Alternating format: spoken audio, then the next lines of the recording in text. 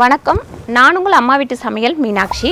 இன்றைக்கி பாருங்கள், குழந்தைங்களுக்கு கொடுக்குற ஒரு கஞ்சி மாவு தான் ரெடி பண்ண போகிறோம். ஆல்ரெடி நம்ம ஹெல்த்து கஞ்சி மாவு உங்களுக்கு ரெடி பண்ணி காமிச்சிருக்கேன். இது பார்த்திங்கன்னா நம்ம வெறும் பொட்டுக்கடலையும் புழுங்கலரிசி இட்லி அரிசியும் வச்சு ஒரு கஞ்சி மாவு ரெடி பண்ண போகிறோம். இது வந்து நம்ம 6 மாத குழந்தையிலேருந்து நம்ம 60 வயசு உள்ளவங்க வரைக்கும் சாப்பிட்லாம். எல்லாருக்குமே நல்லா ஹெல்த்து தான். இதில் பொருள் வந்து நம்ம கூட குறைய சேர்க்கறது வந்து அவங்கவுங்க உடம்பை பொறுத்து நம்ம சேர்த்துக்கலாம். வாங்க பண்ணலாம். பொட்டுக்கடலை கஞ்சி மாவுக்கு தேவையான பொருட்கள் பாருங்கள். பொட்டுக்கடலை வந்து ஒரு 4 கிலோ வச்சுருக்கேன். இது வந்து இட்லி அரிசி. நம்ம அரிசி வந்து இட்லி அரிசி யூஸ் பண்ணிக்கலாம், இல்லைனா புழுங்கல் அரிசியும் யூஸ் பண்ணிக்கலாம். ஆனால் இட்லி அரிசி யூஸ் பண்ணோம் அப்படின்னா டேஸ்ட் வந்து நல்லாயிருக்கும். இது வந்து 8 கிலோ வச்சுருக்கேன்.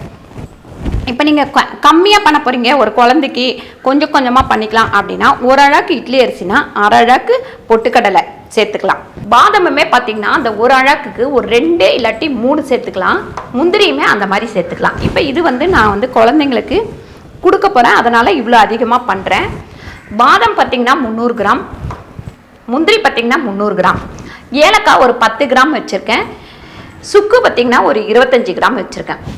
சுக்கும் ஏலக்காவும் எதுக்கு போடுறோம் அப்படின்னா நல்ல ஜீரண சக்தி கொடுக்கும். ரெண்டாவது பசி வந்து நல்லா எடுக்கும். அதனால தான் சுக்கு ஏலக்காய். இல்லை நாங்கள் வந்து உப்பு போட்டு காய்ச்ச போகிறோம் அப்படின்னா நீங்கள் ஏலக்காவை எடுத்துகிட்டு சுக்கு மட்டும் சேர்த்துக்கங்க போதும்.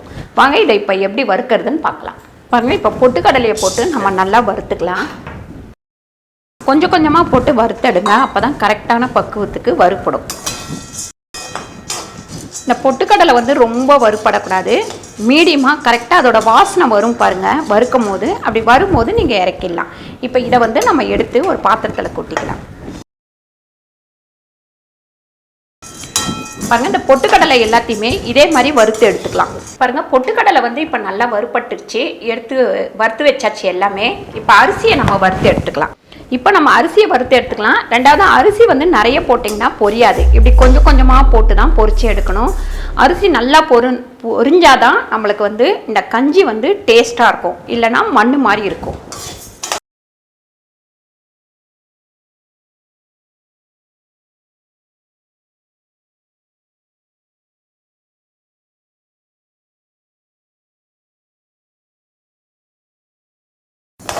பாருங்கள், அரிசி வந்து இந்த மாதிரி பொரிஞ்சிருக்கணும். இப்படி பொரிஞ்சிருந்தால் தான் நல்லாயிருக்கும்.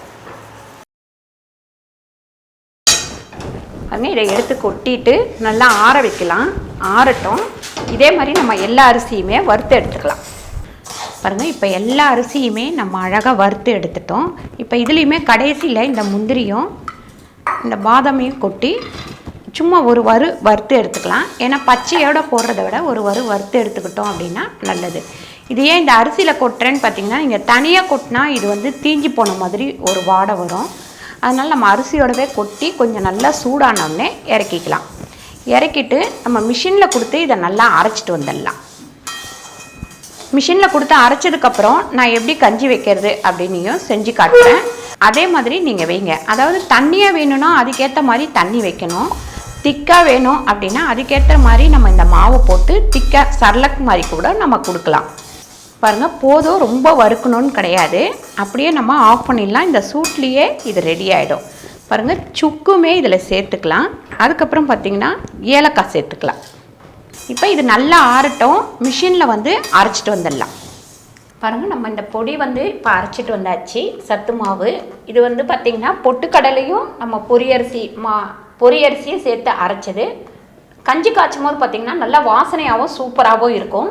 இப்போ இதை வந்து நான் கஞ்சி காய்ச்சி காட்டுறேன் உங்களுக்கு.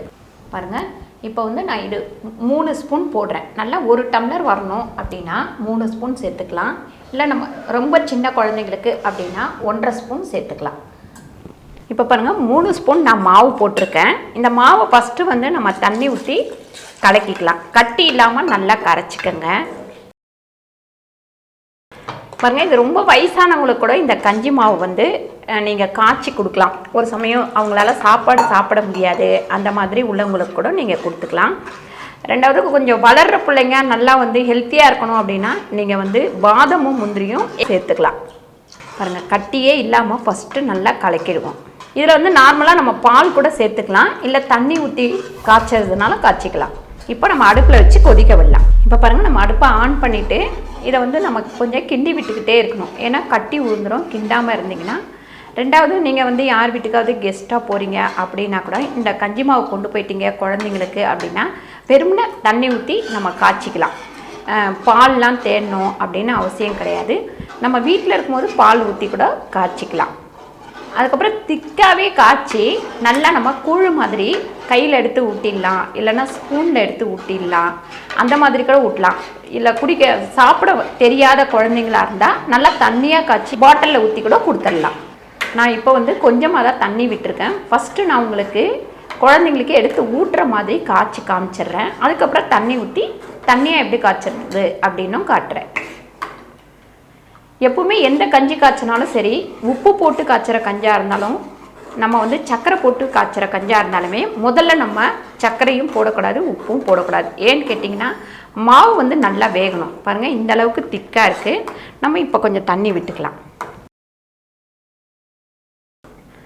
அடுப்பு வந்து ஹைலையும் கம்மியிலையும் மாற்றி மாற்றி வச்சு காய்ச்சுங்க. ஒரே ஹையில் வச்சு காய்ச்சினீங்க அப்படின்னா கட்டி விழுந்துடும், ரெண்டாவது அடி பிடிச்சிரும், கஞ்சியோட வாசனை போயிடும். பாருங்கள், இந்த மாதிரி திக்காக இருந்தது அப்படின்னா நீங்கள் கையில் அழகாக ஸ்பூனில் எடுத்து ஊட்டி விட்டுறலாம் குழந்தைங்களுக்கு. இது வந்து கொஞ்சம் நல்லா ஆங்க செய்யும். ரொம்ப தண்ணியாக இருந்தது அப்படின்னா சீக்கிரம் பசி எடுத்துக்கும். இப்போ எனக்கு வந்து இங்கே தண்ணியாக தான் தேவைப்படுது. அதனால் நான் என்ன பண்ணுறேன், இன்னும் கொஞ்சம் தண்ணி விட்டு கொஞ்சம் தண்ணியாக காய்ச்சிக்கிறேன். நம்ம எந்த கஞ்சி காய்ச்சினாலும் சரி, ஒரு கூழ் காய்ச்சினாலுமே சரி, உப்பு வந்து முதல்ல போட்டோம் அப்படின்னா வேகாது. அதே மாதிரி சர்க்கரையுமே முதல்ல போட்டால் வேகாது. அதனால் நம்ம நல்லா மாவு வெந்ததுக்கப்புறம் சர்க்கரை சேர்த்துக்கலாம், உப்பு சேர்த்துக்கலாம்.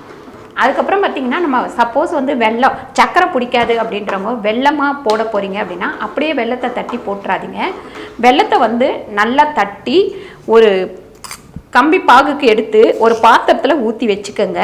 அதுக்கப்புறம் தேவையானப்போ நம்ம இந்த கஞ்சியில் சேர்த்து நம்ம வந்து கஞ்சி காய்ச்சிக்கலாம். அப்போ அதில் உள்ள மண் அந்த மாதிரி இதெல்லாம் இருக்காது. வடிகட்டி எடுத்து ஊற்றி வச்சுக்கலாம். இப்போ நான் இதில் வந்து சர்க்கரை சேர்த்துட்றேன். பாருங்கள், 3 ஸ்பூன் போட்டிருக்கேன். அதுக்கு வந்து 5 ஸ்பூன் சர்க்கரை சேர்த்துருக்கேன். உங்களுக்கு கம்மியாக வேணும்னா நீங்கள் ஒரு 4 ஸ்பூன் சேர்த்துக்கலாம். குழந்தைங்களுக்கு கொடுக்குறீங்க அப்படின்னா இன்னும் கூட கொஞ்சம் கம்மியாகவே கொடுத்து பழகலாம். பாருங்கள், கஞ்சி நல்லா கொதித்து இந்த மாதிரி பபுள்ஸாக வர்ற அளவுக்கு கொதிக்கணும். அந்தளவு கொதிக்க வச்சு கொடுத்தீங்கன்னா தான் குழந்தைங்களுக்கு வந்து ரொம்ப நல்லது. சிலர் வந்து இந்த கஞ்சி மாவு வந்து காய்ச்சி கொடுக்குறாங்க, சரியான பக்குவத்தில் கொதிக்க வைக்காத தொட்டு வயிற்றுக்கு சேராமல் போயிடும். அதனால் இந்த மாதிரி நல்லா கொதிக்க வச்சு கொடுக்கணும். இப்போ பாருங்கள், பொட்டுக்கடலை கஞ்சி மாவு ரெடி ஆயிடுச்சு. நம்ம இறக்கிடலாம். இந்த வீடியோ உங்களுக்கு பிடிச்சிருந்தா லைக் பண்ணுங்கள், ஷேர் பண்ணுங்கள், சப்ஸ்கிரைப் பண்ணுங்கள், ஃபேஸ்புக்கில் ஷேர் பண்ணுங்கள், மறக்காமல் கமெண்ட் பண்ணுங்கள். நன்றி, வணக்கம்.